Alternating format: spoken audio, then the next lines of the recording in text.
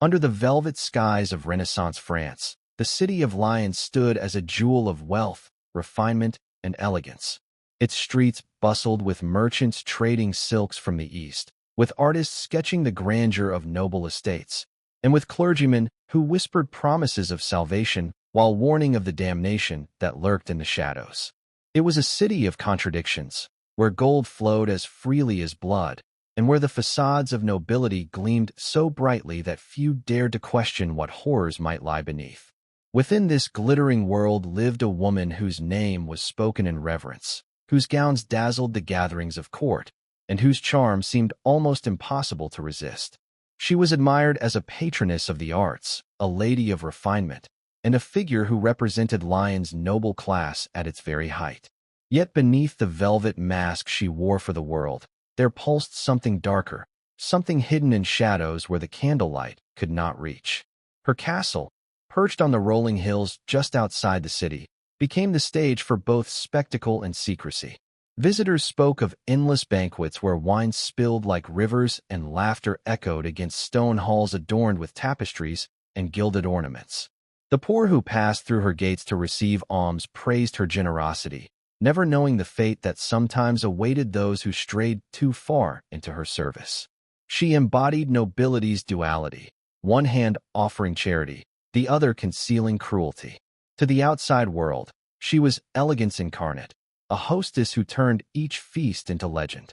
But among the servants who moved through the corridors at night, whispers carried like cold draughts of air, telling of locked chambers, of cries muffled by thick walls, of a mistress whose pleasures were carved not in music or poetry, but in flesh. The paradox is what made her so untouchable.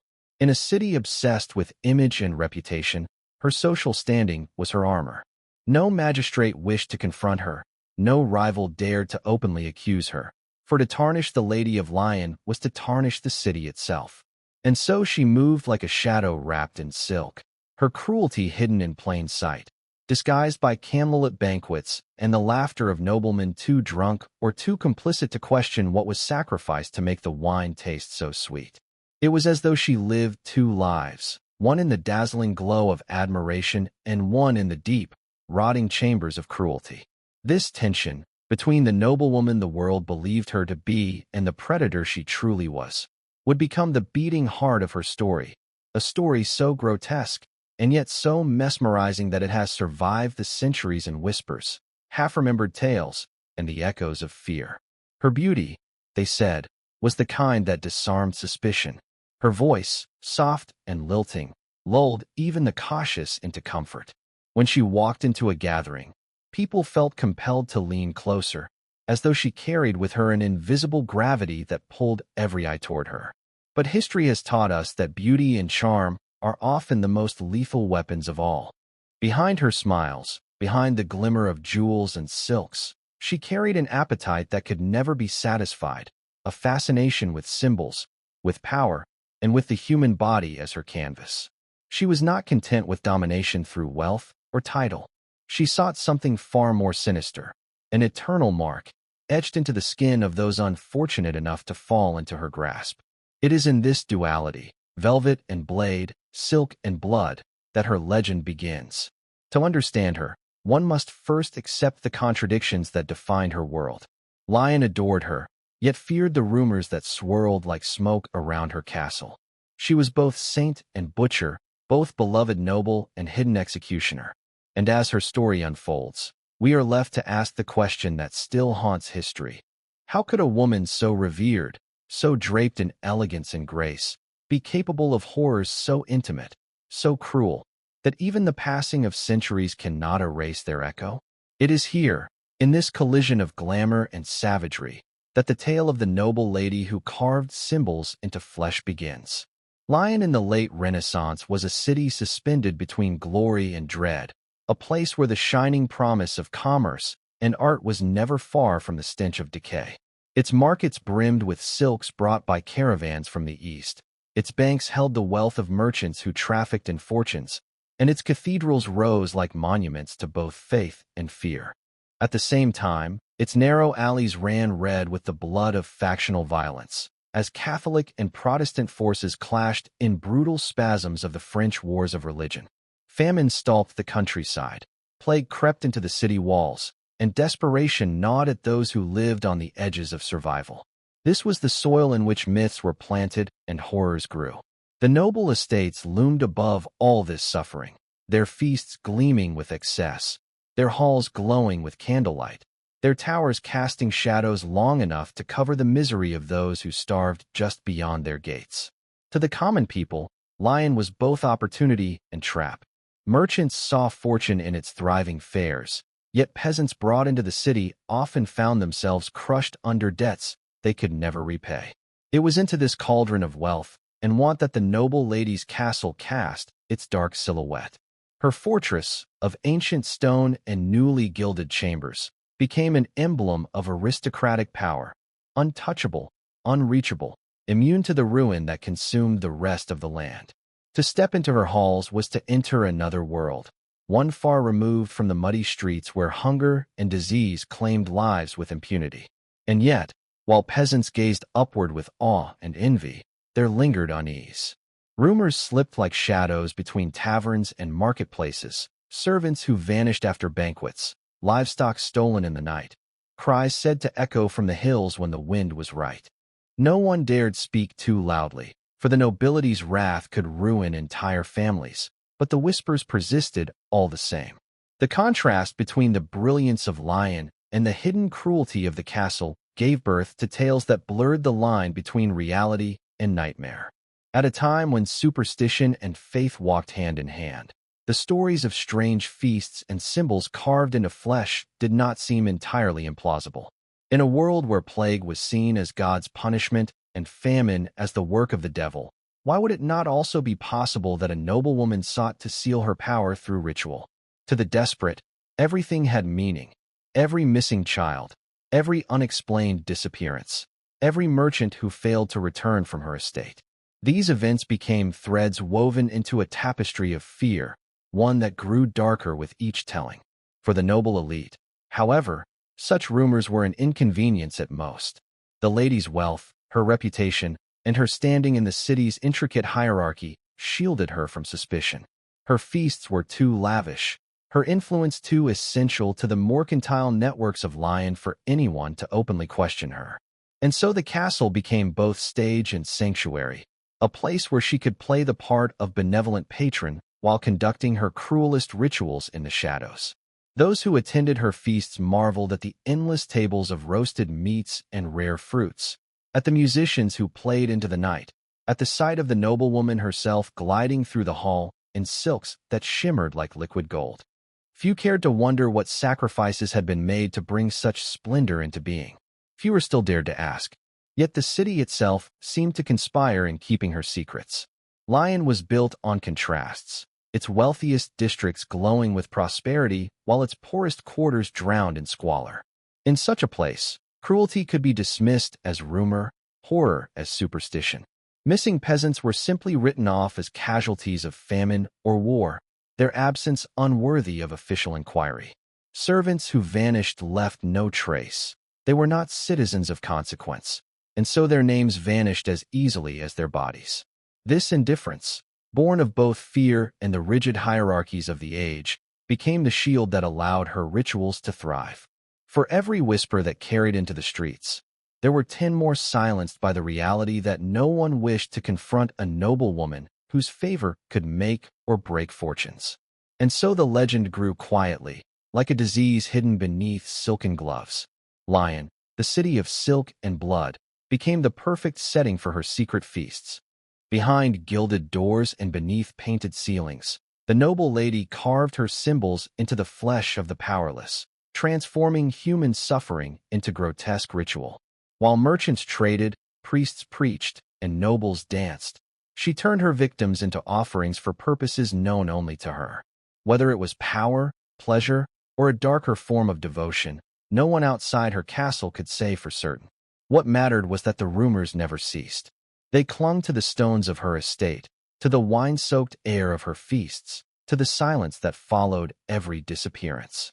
In a city where glory and death coexisted so intimately, Her cruelty was simply another secret Lyon chose to keep. They called her the Lady of Symbols, though not to her face, never within earshot of the castle walls. The name drifted through taverns and narrow alleys, carried in hushed tones by those who had heard the stories of her rituals but could never quite separate truth from terror. To the nobility, she remained a dazzling hostess, a woman whose feasts became the envy of Lyon. Yet beneath the chandeliers and orchestras there was another world, one soaked in shadows. Her cruelty did not take the form of public executions or open violence. It was intimate, deliberate, and ritualistic. Victims were chosen with a precision that defied chance. Young peasants brought into service, beggars lured by the promise of charity, and on occasion, servants whose loyalty wavered. Once inside her chambers, their bodies ceased to belong to themselves. They became canvases. She carved into them with knives as sharp as razors, leaving behind markings that were neither random nor haphazard. Each cut was deliberate, each line forming a symbol that seemed to pulse with meaning. The designs she left behind were spoken of in horrified fragments, spirals etched into thighs, crescents carved into arms, intricate sigils drawn across the chest, as if the human body itself were parchment. These symbols were not the common marks of torture used in prisons or by executioners. They belonged to another realm entirely. Scholars centuries later would argue about their origins. Some claimed they resembled alchemical symbols for transformation and power. Others suggested traces of pagan iconography, while a few insisted they were the inventions of a mind obsessed with creating her own occult language. What mattered to those who witnessed the aftermath was not their meaning, but their effect. The victims, trembling and pale, were stripped not only of their flesh but of their dignity, transformed into living sacrifices to whatever dark purpose drove their mistress. The rituals often coincided with her banquets. Servants spoke of the strange preparations that took place hours before the guests arrived. Rooms locked from within, muffled cries that seeped through stone, the smell of iron and blood drifting faintly in the corridors. And then, as though nothing had happened, the noblewoman would emerge resplendent, her gowns radiant, her smile serene, leading her guests into nights of indulgence. The duality was terrifying. Within a single hour, she could shift from tormentor to hostess, from predator to angel of refinement. The same hands that carved flesh also raised goblets in elegant toasts. Guests marveled at her composure, never suspecting, or perhaps never daring to suspect, that the screams they had ignored on their way to the hall belonged to the very peasants who had carried the platters of food now laid before them. Her fascination with symbols was more than sadistic ornamentation. It carried the weight of ritual. Witnesses who later came forward spoke of how she lingered over her victims, tracing the designs first with her fingers before carving them into flesh, whispering words too faint to be understood. Some believed she was invoking power, binding her victims' pain into her own fortune. Others thought it was pleasure, that she savored the act itself as an intimate secret no feast could rival. The truth may never be known, but what is certain is that she elevated cruelty into ceremony. This was not the frenzied violence of desperation or madness. It was rehearsed, practiced, almost artistic. In the strange precision of her knife, there was a discipline that suggested she believed herself not merely a killer, but a creator. Legends grew around what became of the bodies afterward. Some claimed that the victims were disposed of quietly in the woods beyond the castle, buried in shallow graves beneath the roots of ancient trees. Others whispered that the blood itself was used in the preparation of her feasts, mixed into sauces and wines, served unknowingly to her noble guests. A more chilling tale suggested that the symbols carved into the flesh were cut away and preserved, pressed like grotesque relics in secret books that no one outside her chambers ever saw. Whether any of these stories are true cannot be proven, yet they clung to her reputation like shadows to flame. In the minds of those who whispered them, her castle ceased to be merely a place of celebration and became instead a temple of dread. For the victims, there was no escape once chosen. To be summoned to her private quarters was to be condemned, though many did not realize it until it was too late. Some entered willingly, flattered by what they thought was the lady's favor, only to emerge marked, broken, and discarded. Others were dragged in under pretexts of disobedience or incompetence, punished in ways that went far beyond discipline. And for those who never returned at all, their absence was explained away with ease. Dismissed servants, runaway peasants, casualties of war. The city was filled with so much chaos that no one cared to look too closely at why so many vanished around her castle. And yet, the symbols remained. They lingered on the corpses uncovered years later. They haunted the memories of survivors who somehow lived long enough to tell their stories. They burned into the legends of Lyon like scars that never healed. These markings were her calling card, her obsession, her signature written into the very bodies of those beneath her power. They became the evidence of her dual existence, the proof that the woman who raised her goblet in glittering feasts was the same one who whispered over wounds in candlelit chambers. She was not content to simply kill or harm. She needed to leave her mark, to transform her victims into unwilling carriers of her identity. In the silence of her castle halls, amid the laughter of her guests, the Lady of Symbols pursued a darkness that turned cruelty into ritual and ritual into legacy. The castle's halls were grand, lined with portraits and gilded trim, yet within them lived an unease that could not be polished away. Servants walked softly, as though their footsteps might draw unwanted attention, and their whispers spread like invisible threads weaving fear from one corridor to another. Some spoke of seeing their mistress return from her locked chambers with hands that trembled ever so slightly, or of gowns hastily changed, the hem stained with something darker than spilled wine. Others told of carrying away cloths heavy with blood, ordered to burn them in the great hearth without asking questions. To serve her was both privilege and curse, for one might dine on scraps from her feasts one evening and be summoned to her private rooms the next, never to emerge again. Fear became a constant companion, as real as the chill that seeped through the castle stones during the winter months. Among the villagers beyond the castle walls, the rumors grew louder. They counted their missing, farmhands who never returned from delivering supplies, daughters who had been taken into service and then vanished from memory, beggars lured with the promise of food. Each disappearance was a wound in the community, yet no one dared to march against the noble estate. They whispered instead of the symbols said to be carved into flesh, of screams carried by the wind on the nights when feasts were held, of strange gatherings where music played too loudly, as though to mask something else. The castle loomed over them like a watchful eye, a reminder that power itself could conceal any crime. And so they prayed at their altars, crossed themselves when they passed its gates, and taught their children never to look too long at its towers. Inside the household, silence was the law, yet silence did not stop the spread of unease. A maid once whispered that she had seen a fellow servant's hand shaking uncontrollably as she tried to pour wine, the result of some ordeal that left her scarred both in body and spirit. Another servant claimed that bribes were quietly paid to families whose kin had disappeared, coins slipped into hands with stern warnings never to ask questions again. These fragments of testimony never reached officials in any formal way, but they seeped into the city like poison in a well. By the time they reached the ears of merchants in Lyon's bustling markets, the stories had grown into legends, tales of a noblewoman who drew power from blood, who preserved her youth through ritual, who feasted on terror as much as on roasted meat and fine wine. Fear, however, was not confined to peasants alone. Even those of higher rank felt its touch, though they disguised it with nervous laughter at her gatherings. Some nobles avoided her invitations altogether, citing illness or travel, though few would dare admit the true reason, that they feared what lurked behind her doors. Others came willingly, believing the rumors nothing more than common gossip, but even they found themselves unsettled.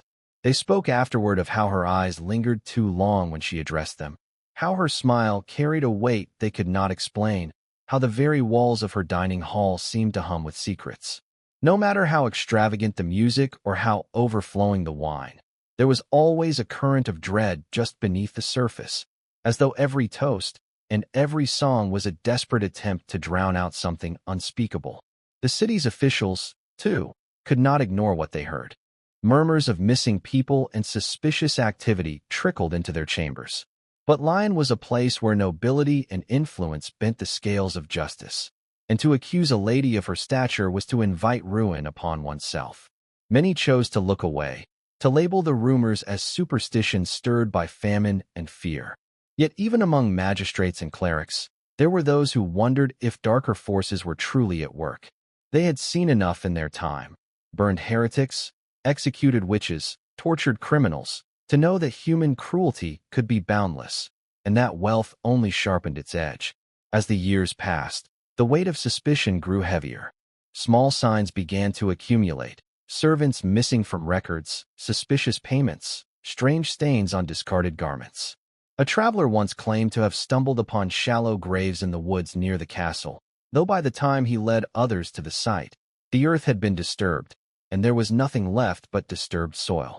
Another time, villagers found livestock drained of blood, their bodies abandoned as though discarded after some ritual.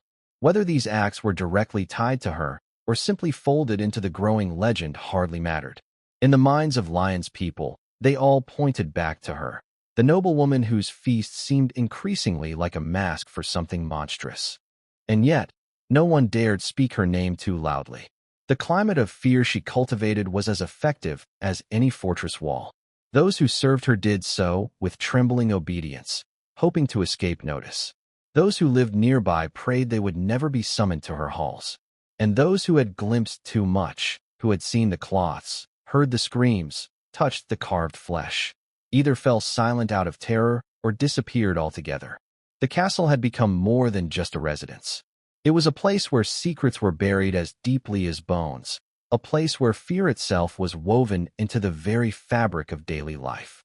The whispers in the halls did not merely tell of what had been done. They foretold what might still come, and in their trembling voices was the sense that the veil hiding her crimes was thinning, that sooner or later the darkness she had cultivated would spill beyond the castle walls and demand to be confronted. The silence that had protected her for so long began to fracture. What had once been mere whispers in taverns and corridors became shouts carried across Lyon streets, impossible for the authorities to ignore. Disappearances no longer slipped quietly into oblivion. Families, too many to dismiss as coincidence, began to demand answers.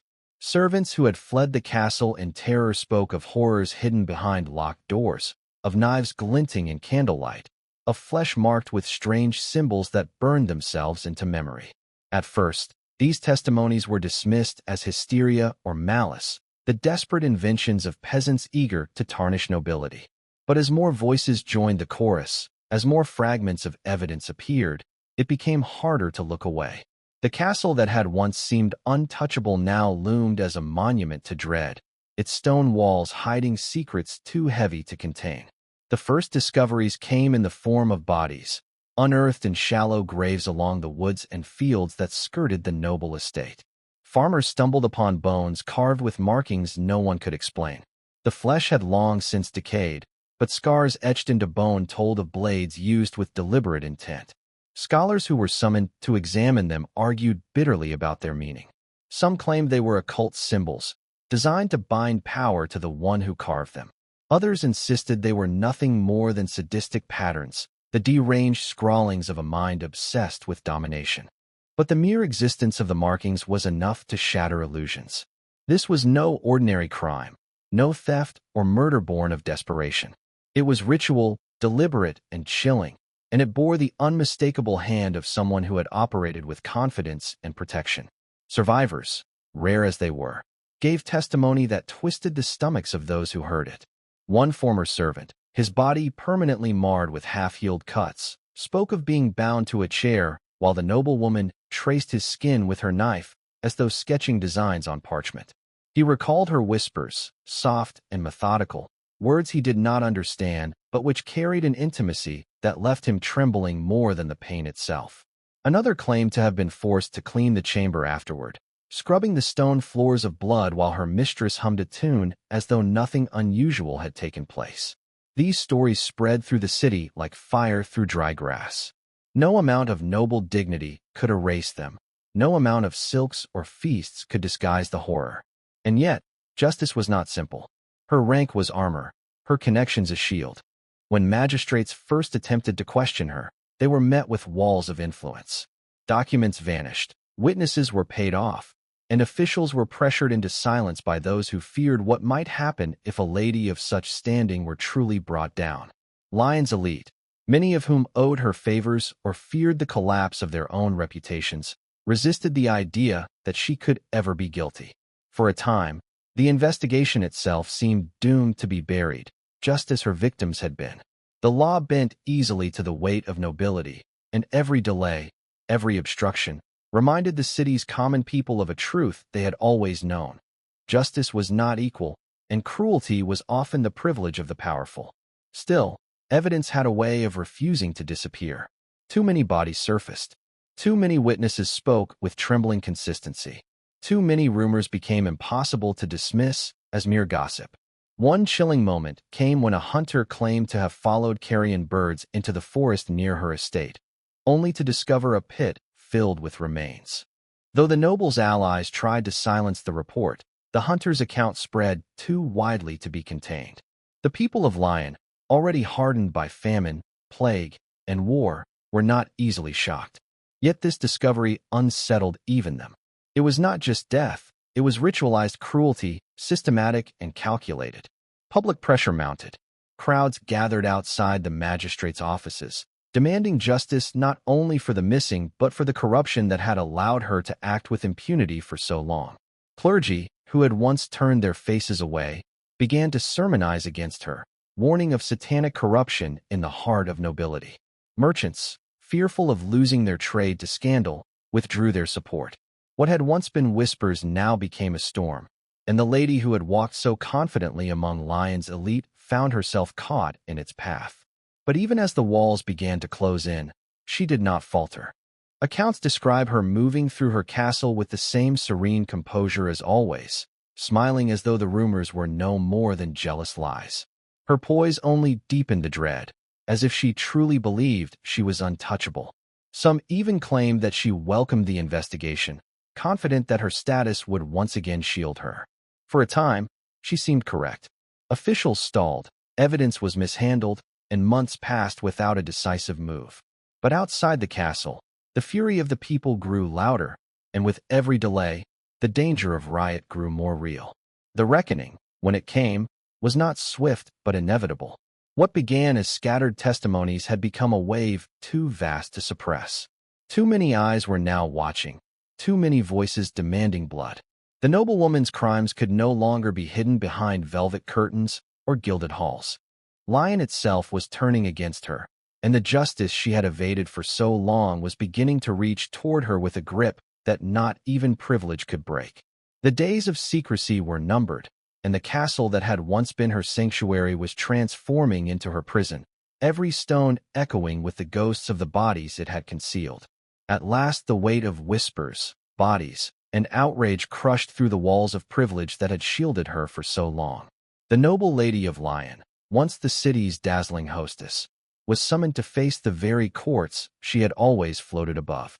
The trial became a spectacle unlike any Lyon had seen before, a convergence of horror and fascination that drew merchants, peasants, nobles, and clergy alike into its orbit. People crowded outside the halls, pressing against doors and windows just to glimpse the woman who had inspired so much dread. Those who remembered her gliding through banquets in shimmering silks now saw her escorted by guards, her jewels stripped away, her eyes as cold and unreadable as the stone walls that surrounded her. She did not arrive as a broken figure, nor did she beg for mercy. Instead, she carried herself with the same poise she had displayed at her feasts, her chin raised, her lips curved in a faint smile that unsettled even her accusers. The proceedings themselves were both trial and theater. Witnesses were called forward, their testimonies weaving a tapestry of cruelty so grotesque that even the seasoned magistrates shifted uneasily in their seats. Servants spoke of screams echoing through the halls, of blood-stained garments burned in the hearth, of bribes offered to silence grieving families. Survivors lifted their sleeves to show scars that twisted across their arms and torsos, the symbols carved into them as undeniable as they were inexplicable. One described the sensation of her knife tracing his skin before the cut came, her whispering voice more terrifying than the blade itself. Another told of cleaning chambers reeking of iron and smoke, of finding symbols scrawled not just on bodies, but painted onto walls in what looked like blood. Each story, each detail, painted a picture of ritualized torment, of cruelty disguised as elegance. The court listened, the city held its breath, and yet, through it all, the lady remained unshaken. When questioned, she denied everything with grace and calm, dismissing the testimonies as fabrications, the scars as the results of war or accident. She spoke with the composure of someone accustomed to command, someone who believed the world still bent to her will. Even when confronted with the unearthed bones, still etched with strange markings, she did not falter. Instead, she turned her gaze on the court itself, questioning the reliability of witnesses, mocking the idea that noble feasts could conceal such atrocities. To some, her confidence was proof of innocence. To others, it was the most chilling evidence of guilt, that a woman so accused could stand so serenely, as if she believed herself beyond judgment. But outside the walls of the courtroom, Lyon seethed. Crowds gathered daily, swelling with each new testimony. Preachers thundered from pulpits about the corruption of the aristocracy, about demons that walked in human form. Mothers clutched their children, terrified of what the trial revealed about the city's protectors. Merchants worried about the stain on Lyon's reputation, whispering that trade would falter if such stories were allowed to go unpunished. The city, already scarred by famine and war, could no longer tolerate the idea that its nobility might feed on its own people. Public fury became as much a force in the trial as the testimonies themselves, pressing down on the magistrates with invisible weight. To acquit her was to risk riot. To condemn her was to shatter the illusion that nobility stood above justice. As the evidence mounted, cracks appeared in the fortress of her privilege. Allies who had once defended her began to fall silent, unwilling to risk their own names being tied to hers. Rivals among the nobility seized the chance to distance themselves, feeding the court with documents and witnesses they had once concealed. The protections that had sheltered her for decades dissolved one by one, until she stood alone, her wealth and influence reduced to shadows. Still, she did not bow. Accounts describe her standing in the court with a composure that unnerved all who looked upon her, as though she were the judge and they her supplicants. Some said her eyes seemed to mock the entire proceeding, daring anyone to believe that she could truly be condemned. The verdict, when it came, was inevitable, though the path to it had been paved with hesitation and fear. She was declared guilty of crimes so shocking they seemed to belong more to myth than to law. Murder, ritual cruelty, acts of desecration against her victims. Yet even as the words were read aloud, she neither wept nor pleaded. Witnesses swore she smiled, a faint curve of the lips as if she had been expecting the outcome all along. To the people of Lyon, this smile was perhaps the most chilling detail of all. It was not the look of a woman broken by justice, but of one who had carved her own legacy into history, certain that no punishment could erase it. Her fall from grace was complete, yet it carried with it the same eerie dignity that had always defined her. Stripped of titles and power, she remained unrepentant, her silence and poise more terrifying than any outburst could have been. In the end, she walked not as a woman destroyed, but as one who had chosen her role to the very last breath. And for those who watched her trial, who whispered of her smile long after the gavel fell, the lesson was clear. Some monsters wear crowns, some glide through gilded halls, and some carry their secrets with them even as they are dragged to their ruin. Long after the trial ended, the story of the noble lady did not fade. Instead, it burrowed deep into the soil of Lyon, becoming part of the city's folklore, whispered in taverns, retold around hearths, and etched into the memories of those who had seen her in life. Parents warned their children not to stray near the castle where she once held her feasts, whispering that the walls still wept with the blood of the innocent. Travelers passing through Lyon would be told the tale, often in hushed tones, as if speaking her name too loudly might summon her ghost. To some, she was remembered as a monster, a symbol of what happens when unchecked power festers behind stone walls. To others, she was something more enigmatic, almost mythic, a reminder that evil can hide beneath velvet and lace, behind manners and beauty, until it chooses to bare its teeth. The castle itself became a place of dread. Long after it was stripped of banners and emptied of laughter, locals swore they heard sounds within its halls. The faint strains of music, the clinking of goblets, and, most disturbingly, screams muffled by stone. Carved into door frames and cellar walls were marks that no mason could explain, strange sigils resembling those described in the trial. Some said the lady's spirit still lingered, unwilling to relinquish the stage on which she had performed her most grotesque acts.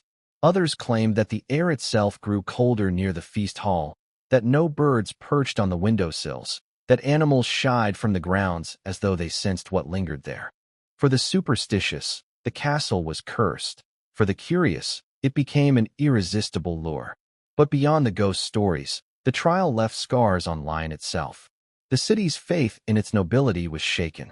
If someone so celebrated, so admired, could commit horrors in secret, what of the others who dined with her, who raised their cups in her halls? Whispers of complicity grew louder, though most of the noble families worked quickly to bury their connections. A few even tried to recast the lady as an anomaly, a singular madness that did not reflect the broader aristocracy. Yet the common people were not so easily convinced. For years afterward, uprisings and mutterings against the ruling class carried echoes of her name, as if her crimes had cracked open a door that could never be fully shut. Her image became a paradox. Chroniclers who despised her wrote of her with venom, describing her as a she-wolf, a demon cloaked in silk, a woman who carved not only flesh but the very soul of Lyon. Yet others, drawn to her defiance, portrayed her as something almost tragic, a woman crushed between her hunger for control and a world that eventually turned against her. Some argued that the symbols she carved had deeper meaning, remnants of forbidden rituals or secret societies that the trial dared not expose. Was she simply cruel, or had she believed she was performing something greater, something ritualistic that bound power to her? No one could answer, and the uncertainty only deepened her allure. As the centuries passed, her legend bled into myth. Writers and poets seized on her story, exaggerating her beauty, her cruelty, her strange rituals. In Gothic novels of the 19th century, she reappeared as a vampiric figure, luring guests to feasts where they would never leave. In folk ballads, she was the ghostly Lady of Lyon, seen at night wandering the Rhone's banks, her gown stained crimson, her hands outstretched as if searching for new victims.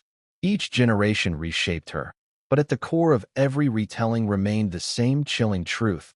She had wielded her charm like a weapon, and beneath it had hidden something monstrous. Even modern historians remain divided. Some dismiss much of the trial as hysteria, pointing out how easily rumors could spiral into evidence in a city already starving and restless. They argue she was a scapegoat, sacrificed to appease the fury of the people, her reputation twisted beyond recognition. Others, however, believe the testimonies too numerous, the scars too real, the bones too marked to dismiss. They suggest that Lyon had glimpsed something deeply unsettling, a form of cruelty ritualized, almost sanctified, behind closed doors. And whether or not every detail was true, the legend endures precisely because it reflects a deeper fear, that behind the veneer of civilization lies a hunger for domination, for spectacle, for suffering. For those who walk the streets of Lyon today, the echoes of her story still linger. The castle ruins attract visitors who search for traces of her, hoping to see the symbols she once carved, to feel the chill that locals swear still clings to the stones. Guides tell her tale to wide-eyed listeners, weaving fact and legend into one. Some dismiss it as just another dark curiosity from the past. Others leave unsettled, unable to shake the image of a smiling noblewoman lifting her knife as if it were part of a ceremony no one fully understood. Her legacy, then, is not just one of cruelty but of endurance. She has become more than the woman she was, more than the trial she faced. She has become a mirror, reflecting humanity's fascination with the beautiful and the terrible, with elegance hiding savagery, with power wielded in secret. Whether she was a sadist who found art in pain, a noble scapegoat destroyed by envy and fear, or something far more enigmatic, the truth has long since blurred. What remains is the haunting certainty that monsters do not always hide in shadows. Sometimes they dance in candlelight, they pour wine into crystal goblets, They smile as the world applauds them, until the moment the mask slips. And so her name survives, carved not only into the history of Lyon, but into the darker corridors of human imagination. She reminds us that power can be seductive, that cruelty can masquerade as ritual, and that history itself is often written not just in ink, but in blood. As long as her story is told, the noble lady of Lyon will never truly rest. She will remain a figure caught between history and legend, her shadow stretching across centuries, her smile lingering in the dark corners of memory, daring us to look too closely and to wonder what we might find staring back.